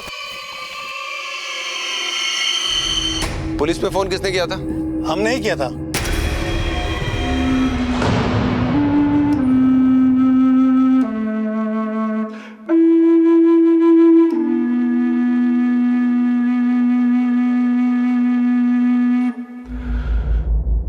विनोद के सर में गहरी चोट के निशान है और गले पे स्ट्रेंगुलेशन के निशान। सिर पे चोट है किसी भारी चीज से की गई है और गले का जो स्ट्रेंगुलेशन है वो किसी बेल्ट या बेल्ट जैसी चौड़ी चीज से की गई है। मौत कितने बजे हुई है? मौत 24 घंटे पहले हो चुकी है। सर आगरा कोतवाली से एसआई त्यागी बोल रहे हैं। आपने जिस लड़के की फोटो भेजी थी वो हमारे पास है, भिजवा रहे उसे कानपुर। ठीक है।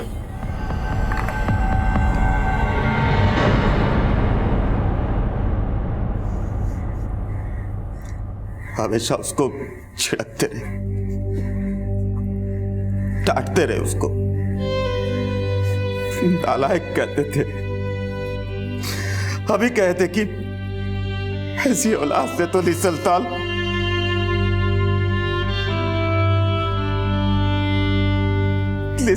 होला। अच्छा सुन ली, ऊपर वाले ने मेरी बात सुन ली। कहा सोचे थे कि हमारा बात है मेरे पर उलट जाएगा, कर दिया आपको निसलताल।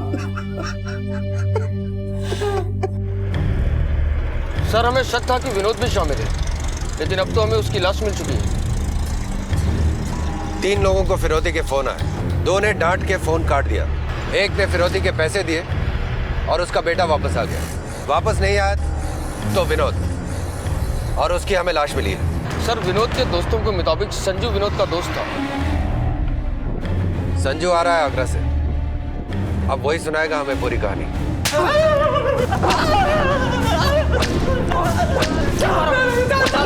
सब बोल रहे हो। विनोद को क्यों मारा था? बोल क्यों मारा उसको? बोल रहे हो। साहब हम सच कह रहे हैं, हमने विनोद को नहीं मारा साहब, हम तो आगरा चले गए थे। हर मुजरिम पहले यही कहता है कि उसे कुछ नहीं पता है, लेकिन हम जानते हैं तुमने सब कुछ किया है। अब सच सच बता दो वरना खाल खींच के मिर्ची लगा दूंगा उसमें। तुमने मयूर के बाप से पैसे लिए ना? विनोद भी तुम्हारे प्लान में शामिल था, वो हिस्सा मांग रहा था इसलिए तुमने उसको मार दिया। हाँ ये सारी तुम्हारी प्लानिंग थी। कौन सा प्लानिंग, कौन सा पैसा? साहब हमें कुछ समझ में नहीं आ रहा। वो 1 नंबर का फट्टू था। विनोद और संजू भैया दोनों का दिमाग ऐसा चलता था सर कि पूछिए मत। अगर वो लोग ऐसे थे तो तुम लोग कौन से भोले भंडारी हो? वो आइडिया लेकर आते थे तो मस्ती तुम लोग भी करते थे ना? नहीं सर हम तो उसे समझाते थे कि चोरी करना गलत बात है, पर वो मानता ही नहीं था। क्या मतलब है तुम्हारा? फट्टू से क्या मतलब है? मतलब ये साहब कि विनोद 1 नंबर का डरपोक था, उसको सब चीज फ्री में चाहिए। साहब मेहनत हम मयूर और दीपक करते थे, वो बस मजाक करता था उन दोनों के साथ। अबे पैसा नहीं है रोते रहते हो तुम। अबे कोई भी गाड़ी के पहिए निकाल के बेच देते हैं। क्यों भैया इतने बड़े मैकेनिक हो यार तुम?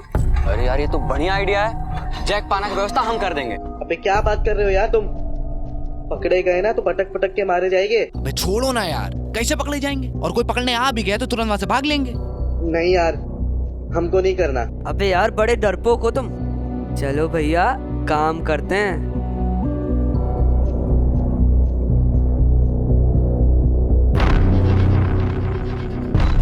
बहुत जोर की भूख लगी है यार, समोसे खाने की इच्छा हो रही है। संजू भैया कुछ खिला दो ना। अबे हम कौन सा डेली हरा पत्ता कमाते हैं? अभी हमारी जेब खाली, अभी कुछ मत बोलो। एक आइडिया है, मगर बेटा तुम लोग को ना हमारा साथ देना होगा। बोलो मंजूर है? हाँ मंजूर है। अरे संजू भैया 5 रुपए का एक समोसा तो 1000 हुए 5000 के, और ये बर्फी दे रहा है 200 रुपए किलो। अरे वो बाजू वाली दुकान में तो रेट कम था ना। तो चलो भैया फिर वहीं चलते हैं। हाँ चलो यार चलो। कितना समोसा चाहिए? लेकिन भैया आपके दुकान पे भाव बहुत ज्यादा है, चलते हैं। अरे रुको, अंदर आओ। अरे भैया भाव की क्या बात है, जो तुम लोगों को अच्छा लगे दे देना। अंकल जी ऐसा ना हो कि भाव के साथ साथ समोसे का मसाला भी कम हो जाए। क्या बात कर रहे हो तुम लोग? अरे समोसे का मसाला कम कर देंगे तो दोबारा दुकान पे आओगे तुम लोग? नहीं ना, कभी नहीं। एक बार हमारी दुकान का समोसा चख के तो देखो, ऐसा समोसा पूरे कानपुर में कहीं नहीं मिलेगा। हाँ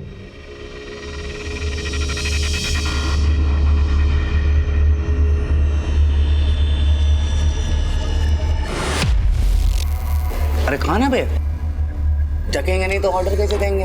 ओपन समोसे खराब निकले तो मास्टर जी हम ही कंटा मारेंगे।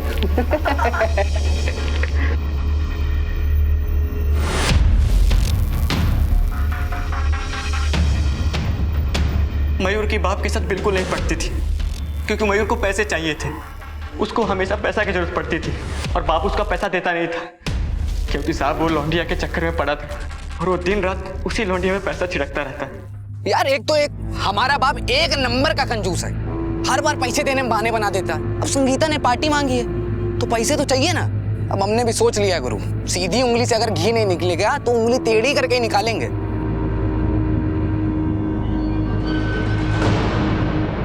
माँ की पायल संगीता के लिए। अपने ही घर में चोरी, पाप लगेगा तुझे। छोड़ो ना यार, सब कौन देखता है पापा। और अगर पता चल गया तो खा लेंगे दोनों गालों में चमाट संगीता के लिए। उस दिन तुम विनोद को अपने साथ बाइक पे लेकर गए थे, कहाँ छोड़ा था तुमने उसको? साहब हम एक चक्कर लगा के उसको अड्डे पे छोड़ दिए थे। विनोद को बिल्कुल शौक नहीं था बाइक चलाने का, वो बस पीछे बैठता था। लेकिन हाँ, मयूर और दीपक हमेशा मेरे पीछे लगे रहते थे कि मुझे बाइक दे दो। लेकिन साहब अपने पैर पे कौन कुल्हाड़ी मारेगा? एक तो उनके पास लाइसेंस नहीं और बाइक तो ऐसे चलाते थे जैसे धूम 3 के हीरो। साहब हम सच कह रहे हैं, विनोद को मैंने उसके अड्डे पे छोड़कर मैं मोटरसाइकिल डिलीवरी के लिए चला गया था। संजू भैया तुम ऐसे कस्टमर्स की बाइक चलाते हो, तुमको डर नहीं लगता कि कभी पकड़े गए तो? तुम्हारी यही बात ना कभी कभी मुझे बहुत गुस्सा दिलाती है। जब देखो तब ज्ञानी देते रहते हो। अरे मजाक करने के लिए थोड़ी ना बाइक चलाते हैं, सर्विसिंग करके चेक करते हैं कि उसका कंडीशन सही है या नहीं। वैसे एक बात कहें, तुम्हारी बात सुनकर ना पहले बहुत गुस्सा आता है, इसके बाद एहसास होता है कि नहीं तुम सही हो गुरु, जो गलत है सो गलत है। आजकल हम गलत काम करते करते भी रुक जाते हैं। तुम मयूर और दीपक को क्यों नहीं समझाते हो? शायद तुम्हारी बात माने हो। संजू भाई मयूर और दीपक हमारी बात कभी नहीं मानेंगे। ये भी सही कह रहे हो। उन ससुरों का ना लक्षण कुछ ठीक नहीं है, देखना एक दिन कभी ना कभी कांड कर देंगे।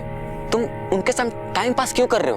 उनका साथ छोड़ दो। संजू भैया हमारी पहली कक्षा के दोस्त है वो लोग, और अभी हमें भी उनका साथ अच्छा लगता है। लेकिन एक बात तो तय, हम बड़े होकर हमारे पापा के काम में हाथ बटाएंगे, उनकी मदद करेंगे और उनको है ना कभी कपड़े सीने नहीं देंगे। चलो जो तुम्हें ठीक लगे। अच्छा हम बाइक डिलीवरी करने जाना है, तुम चलो, तुम्हें हम छोड़ देते हैं, आ जाओ। ठीक है भैया। हमने विनोद को नहीं मारा। एक ही घटना के अब 2 अलग अलग चित्र पुलिस के सामने थे। एक जो मयूर और दीपक ने बयां किया था और दूसरा वो जो संजू ने बयां किया था। किसका बयां सच था? कौन झूठ बोल रहा था? मयूर और दीपक या फिर संजू? सर शर्मा फैमिली से कांटेक्ट हुआ है, संजू उस शाम से ही उनके साथ था। वो लोग 4:30 बजे आगरा के लिए निकल गए थे। सर आरटीओ डिपार्टमेंट से इन्फॉर्मेशन आई है, उन्होंने कुल 4332 मोटरसाइकिल्स के नंबर निकाले हैं जिनका आखिरी नंबर 04 है। वो डिटेल्स मेल कर रहे हैं सर।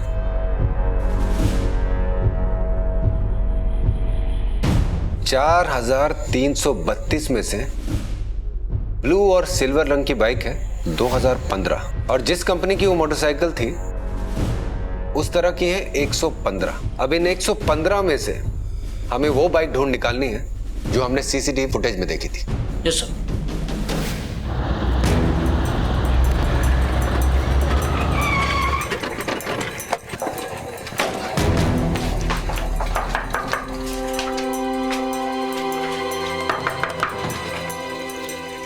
आपके घर की तलाशी लेनी है, देखो चेक करो सब। क्या हुआ?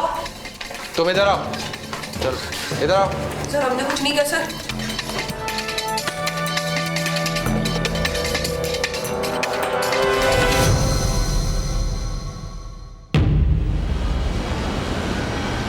वहां देखो। सर ये देखिए, इसके बैंक से पैसे मिले। यादव, ये एड्रेस देखो। ये एड्रेस तो दीपक के पास वाले घर का है। सर हमने कुछ नहीं किया सर, अम्मा हम सोच के हमें ये पता चल गया कि तुम कौन सी बाइक लेके ये फिरौती के पैसे लेने गए थे। सामने वाले घर की बाइक थी वो, और तुम्हारे साथ मयूर भी था, है ना?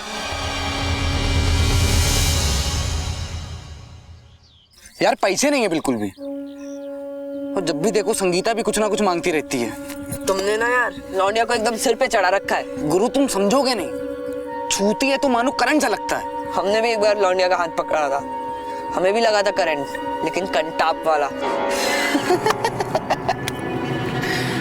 अब उंगली पकड़ा रही है और तुम सीधा से लपक के हाथ पकड़ लोगे तो सीधा गाल पे कंटाप ही खाओगे ना।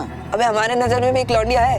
कौन? अबे वो सुमन। अबे उसका बाप गुंडा है, तुम्हारे चक्कर में हमें भी हाउ के पेलेगा। अबे यार तुमने तो बिल्कुल डरा दिया हमें। ये सब बात छोड़ो यार, ये सोचो पैसा कहाँ से निकालें, और छोटे हाथ मारने से कुछ नहीं होगा, अब बड़ा ही हाथ मारना पड़ेगा। पर करोगे कहाँ? अपहरण में बहुत पैसा है, हम पढ़े हैं।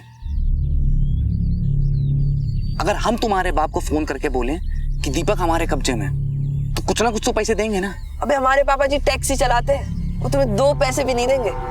अबे लड़के हो, खुद नहीं देंगे, किसी से मांगेंगे, और अगर 10-15 हजार भी देंगे तो जो मिलेगा उसको आधा आधा कर लेंगे। अबे लेकिन वो लाएंगे कहाँ से 15 हजार? सोचो अगर एक फोन तुम्हारे बाबूजी को, एक विनोद के और एक हमारे, अगर एक के घर से भी 15,000 आता है तो कुल आए 45,000। तीनों मिलके आधा आधा बांट सकते हैं, और इसमें बुराई क्या है? घर का पैसा घर में है तो लौंडे ना, आप उनसे नहीं लेंगे तो किससे लेंगे? बात तो तुम एकदम सही कह रहे हो यार, पर वो विनोद एक नंबर का डरपोक है साला, वो नहीं मानेगा ना।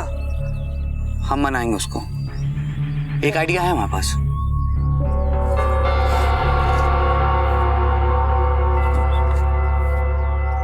अबे क्या हुआ, मोटरसाइकिल सीख ली तूने? नहीं, संजू भैया को गाड़ी देने में देरी हो रही थी, और वैसे भी हमको तो पीछे बैठने में ही मजा आता है। तुम साले कब बड़े होगे पता नहीं। अच्छा सुनो, हम और दीपक आपस में बतिया रहे थे कि क्या हमारे तीनों के बाप को तो हमारी कोई खास फिक्र तो है नहीं, तो क्यों ना इसी बहाने अपने घर पे फोन किया जाए और कहा जाए कि आपका बेटा हमारे कब्जे में है। देखते हैं किसके घर से कितना पैसा आ जाता है। नहीं, तुम लोग पागल हो गए हो क्या? अरे इसी बहाने पता तो चलेगा किसका बाप अपने बेटे से कितना प्यार करता है। और कहीं पता चल गया तो? अपने फोन से थोड़ी करेंगे, पीसीओ से करेंगे फोन। सही तो कह रहा है बे। नहीं यार, मुझे डर लग रहा है। अबे कछु नहीं होगा बे, अबे हम दोनों तो है ना तुम्हारे साथ। चलो ना। बंद कर।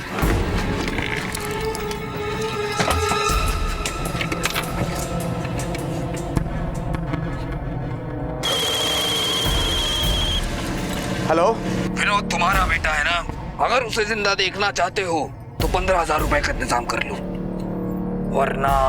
दिमाग खराब है तुम्हारा? पैसे यहाँ पेड़ पे उगते हैं का? अगर गलती से धरा गया ना तो एक कंटाप देंगे कान के नीचे। चल फोन रख। अबे क्या हुआ बे? गरिया रहे हैं तुम्हारा बाप। तुम करो, मैं दीपक के घर पे कॉल करता।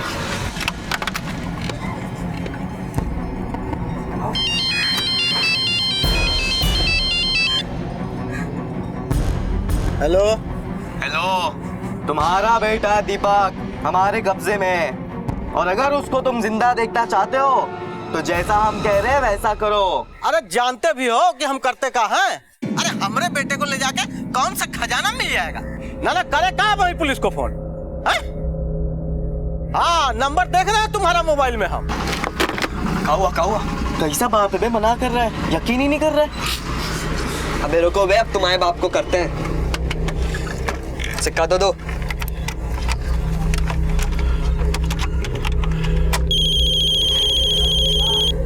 हेलो, गुप्ता जी बोल रहे हैं। मयूर तुम्हारा बेटा है ना? हाँ है तो। तुम्हारे बेटे को हमने अगवा कर लिया है। कौन बोल रहे हो तुम? अगर अपने बेटे को जिंदा देखना चाहते हो ना तो जैसा कह रहे हैं वैसा करो, आधे घंटे में 50,000 लेके पहुंच जाओ, वरना। नहीं भाई नहीं, हमारे बेटे को कुछ मत करना। देखो हम कुछ ना कुछ करते हैं भैया, थोड़ा हमारे बेटे से बात तो कराओ। मान गया। अबे मयूर, तुम्हारे पापा तो पैसे देने के लिए मान गए। हमारे पापा को तो हमारी फिक्र ही नहीं है। एक मिनट पापा को कॉल। हेलो। हाँ पापा। जल्दी से घर आ जा, दिन भर आवारागर्दी करते रहता है। हाँ हाँ, थोड़ी देर में आते। क्या हुआ बे? हमारे पापा ने डांट कर घर पे बुला दिया, लेकिन अब हमें एक बात तो पता चल गई है कि पापा को हमसे ज्यादा पैसे प्यारे। हमारे पापा ने भी हमको ठेंगा दिखा दिया। पर मयूर, तुम्हारे पापा मान गए? हाँ, मतलब तुम्हारे पापा तुमसे बहुत ज्यादा प्यार करते और तुम उनको हमेशा गलत समझते हो। ये गलत गया भाड़ में। विनोद, हमारे पापा हमारे लिए 50,000 रुपए देने मान गए। सोचो। क्या बोलते हो मयूर, ले लेते पैसे? हाँ, वैसे भी 5-5 रुपए के रुलाते हैं और बाप हमारे हैं तो 30,000 हमारे, बाकी 10,000 तुम लोग बांट लो। अब क्या है ना, क्योंकि संगीता के भी खर्चे बहुत हैं। नहीं नहीं नहीं नहीं, ये गलत है। तीनों में हिस्सा बराबर बराबर बटेगा। बाप तुम्हारे तैयार हुए हैं? हमारे बाप ने बोला है पैसे देने को, तो 30 हमारे, बाकी 10,000 तुम लोग आपस में अपना बांट लो। रुको, तुम पागल हो क्या? अपने बाप से फिरौती लोगे और कल को पकड़े गए ना तो पुलिस के डंडे पड़ेंगे। अब बहुत हो गया मजाक। हम जा रहे घर और घर जाकर हमारे पापा को सब कुछ सच सच बता देंगे। और हाँ, तुम्हारे पापा को भी। पागल हो गया क्या? जब हमें अपने बाप से पैसे लेने में डर नहीं लग रहा है तो तुम क्या डरा रहे हो? अबे, और वैसे भी काहे पकड़े जाएंगे जब हम तीनों कुछ बोलेंगे नहीं? नहीं नहीं, हमको डर लग रहा है। इसमें ना वो पुलिस का चक्कर होगा, हम बताए दे रहे। हम नहीं होने देंगे विनोद। हम फोन लगा रहे हैं अभी। अरे हम तुमसे बोले कुछ नहीं होगा यार। हमको फोन लगाने का। मेरी बातें यकीन करो विनोद। हम फोन कर देंगे।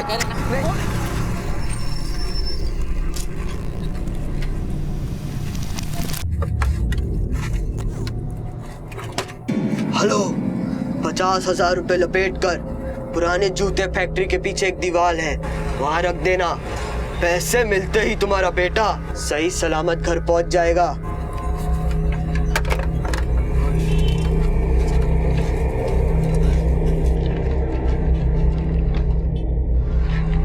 अबे सुनो, पैसे लेने कौन जाएगा बे? अबे चिल्लाओ मत, धीरे बोलो। पैसे लेने कौन जाएगा?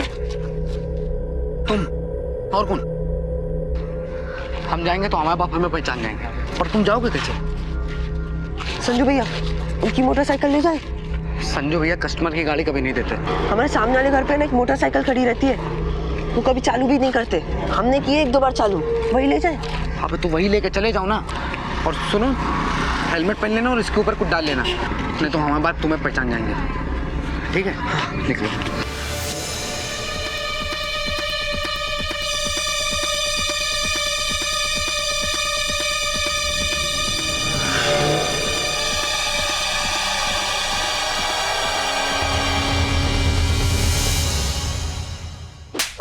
तुमने पकड़ा कर दी है? कर दी अरे अरे जिंदगी बर्बाद कर ली अपनी। अरे नालायक, हम तुझे प्यार नहीं करते, ऐसा सोच भी कैसे लिया तूने? अरे पैसा नहीं देते थे क्योंकि तेरी फिक्र थी हमें, तू हाथों से निकला जा रहा था। क्या कर दिया तूने? हाँ, क्या कर दिया? अपनी जिंदगी बर्बाद कर दी।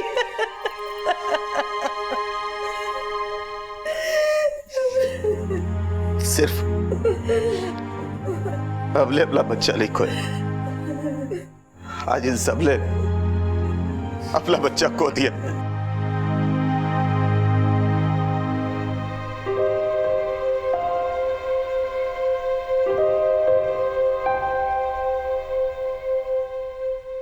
मजाक, मस्ती, शरारत, इन सब की एक हद होती है। तुम दोनों ने वो हद पार कर दी।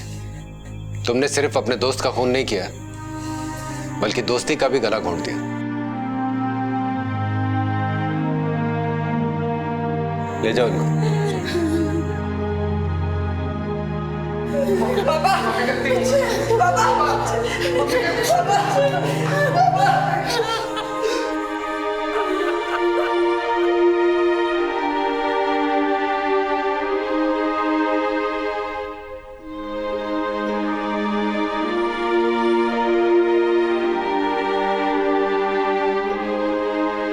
कानपुर पुलिस ने कड़ी मेहनत और अपनी सूझबूझ से इस केस को बहुत जल्द सुलझा लिया।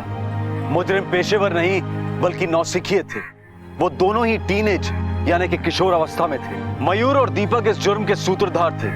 ये जुर्म शुरू हुआ था एक खेल की तरह, और खेल ही खेल में 2 टीनेज बच्चों ने अपने एक दोस्त की जान ले ली। टीनेज या किशोर अवस्था, जिसमें वो ना बच्चे होते हैं ना बड़े, वो उम्र की ऐसी दहलीज पर खड़े होते हैं जहां उनकी समझ पूरी तरह से अभी विकसित नहीं हुई होती। आंकड़े बताते हैं कि इन दिनों टीनेजर्स द्वारा किए गए जुर्म की संख्या बढ़ती जा रही है। पढ़े लिखे बच्चे भी मस्ती और थ्रिल के लिए जुर्म कर बैठते हैं। आखिर ऐसा क्या है इस उम्र में कि बच्चे गुमराह हो जाते हैं? इस उम्र में बच्चे अगर किसी ऐसे अडल्ट, ऐसे बड़े के संपर्क में आते हैं जो थ्रिल के लिए छोटे मोटे जुर्म करता हो, तो टीनेज बच्चे उसके प्रति आकर्षित हो जाते हैं। इस केस की चार्जशीट में शायद संजू का नाम ना हो, लेकिन मयूर और दीपक को गुमराह करने में उसका बहुत बड़ा हाथ था। इस उम्र में माँ बाप का अपने बच्चों को वक्त देना, उनके अच्छे बुरे को समझना बेहद जरूरी है। इस केस में भी अगर माँ बाप और बच्चों के बीच में ऐसा संवाद, ऐसा कम्युनिकेशन हुआ होता तो शायद ये जुर्म होता ही नहीं। मयूर और दीपक के खिलाफ पुलिस ने जुवेनाइल एक्ट के तहत चार्जशीट फाइल कर दी है। जुवेनाइल क्राइम आज के दौर की एक गंभीर समस्या है। जरूरी है कि हम इसकी गंभीरता को समझें और इसे एक जुर्म की तरह से नहीं बल्कि एक सामाजिक समस्या की तरह से देखें। संवाद बेहद जरूरी है उम्र की उस दहलीज पर खड़े बच्चों से जो ना बच्चे हैं ना बड़े। इसी विचार के साथ मैं अनूप सोनी आपसे विदा लेता हूं। फिर मुलाकात होगी अगले एपिसोड में एक और चौंका देने वाले केस के साथ। तब तक अपना और अपने परिवार का ख्याल रखें और देखते रहें क्राइम पेट्रोल डायल 100। सबक एक को, सीख हम सबको। जय हिंद। क्राइम पेट्रोल के और भी दिलचस्प कहानी देखने के लिए हमारे चैनल को सब्सक्राइब करें और बेल आइकॉन दबाना न भूलें।